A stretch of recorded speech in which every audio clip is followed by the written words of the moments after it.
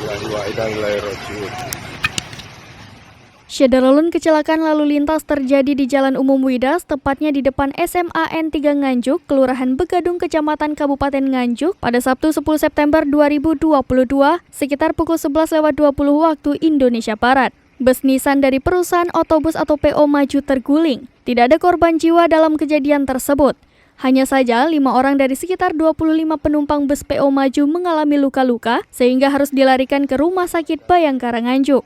Kepala Satuan Lalu Lintas atau Kasat Lantas Kepolisian Resor atau Polres Nganjuk, Ajun Komisaris Polisi atau AKP Dini Anissa Rahmat menjelaskan, kecelakaan ini berawal saat Gumun mengendarai bus PO Maju melaju dari arah Ponorogo ke Surabaya.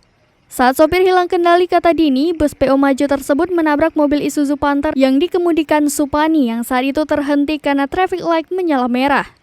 Anggota Unit Penegakan Hukum atau Gakum Satlantas Polres Nganjuk, Brigadir Polisi Kepala atau Bribka Ovian Eka Purnama menambahkan, ada 5 penumpang bus yang menjadi korban dalam kecelakaan ini.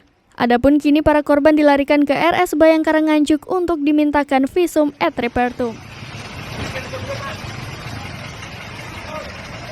Langsung.